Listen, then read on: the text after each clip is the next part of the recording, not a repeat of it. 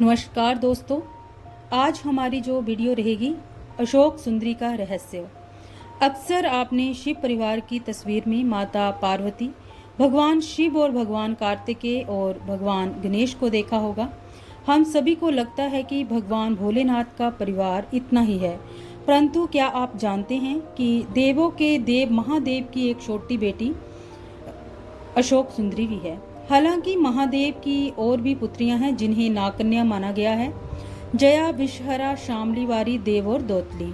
अशोक सुंदरी को भगवान शिव और पार्वती की पुत्री बताया गया, इसीलिए वही गणेश जी की बहन है। इनका विवाह राजा नहुष से हुआ था। पद्म पुराण के अनुसार अशोक सुंदरी देव कन्या है। दरअसल माता पार्वती के अकेलेपन को दूर करने हेतु कलवृक्ष नामक पेड़ के द्वारा ही अशोक सुंदरी की रचना हुई थी।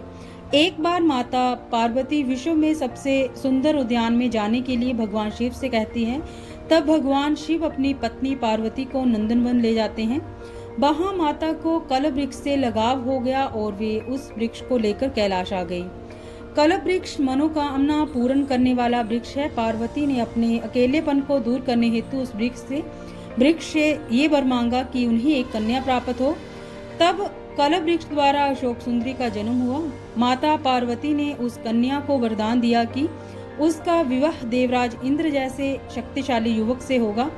इसी वरदान के असर के कारण एक बार अशोक सुंदरी अपनी दासियों के साथ नंदनवन में विचरण कर रही थी। तभी वहां हुंड नामक राक्षस आ गया, जो अशोक सुंदरी की सुंदरता से मोहित हो गया और उसने अशोक सुंदरी के सामने विवाह का प्रस्ताव रखा।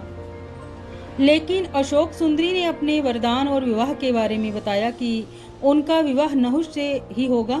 ये सुनकर राक्षस ने कहा कि वह नहुष है उसको मार डालेगा। लेकिन ये जो बात थी, ये जब अशोक सुंदरी ने सुनी तो उसने राक्षस को शाप दे दिया कि दुष्ट, तेरी मृत्यु नहुष के हाथों ही होगी। ये सुनकर वह राक्षस घबरा गया। तब उसने राजकुमार नहुष का अपहरण कर लिया। राक्षस की एक दासी ने किसी तरह राजकुमार को बचाया और ऋषि वशिष्ठ के आश्रम में ले आई। यहाँ उनका पालन पोषण हुआ। जब राजकुमार बड़े हुए तब उन्होंने हुंड का वध कर दिया, जिसके पश्चात माता पार्वती और भोलेनाथ के आशीर्वाद से उनका विवाह अशोक सुंदरी के साथ संपन्न हुआ। विवाह के बाद अशोक सुंदरी ने ययाति जैसे वीरपुत्र तथा 100 रूपवती कन्याओं को जन्म दिया। ययाति भारत के चक्रवर्ती सम्राटों में से एक थे और उन्हीं के 5 पुत्रों ने संपूर्ण भारत पर राज किया था। उनके 5 पुत्रों का नाम था पुरु, यदु, तुर्वस, अनु और द्रुहु। इन्हें वेदों में पंचनंद कहा गया है। इंद्र के घमंड के कारण उसे श्राप मिला और जिसके कारण उसका पतन हुआ। उसके अभाव में नहुष को अस्थायी रूप से उसकी गद्दी दे दी गई थी, जिसे बाद में इंद्र ने पुनः ग्रहण कर लिया था। अशोक सुंदरी की पूजा शिवलिंग पर जल अर्पित करते समय जहां से जल नीचे की ओर बहकर निकलता है, उस जगह को अशोक सुंदरी कहते हैं। शिवलिंग पर अशोक सुंदरी के स्थान पर फल फूल अर्पित करना ना भूलें। भोलेनाथ की तरह ही इनकी पूजा में भी बेलपत्र जरूर चढ़ाए जाते हैं। इनकी पूजा से धन और व्यापार से जुड़ी समस्याओं का अंत होता है। अशोक सुंदरी को धन, वैभव, सौंदर्य का दाता माना गया है। इनकी पूजा से ये सब मिलता है।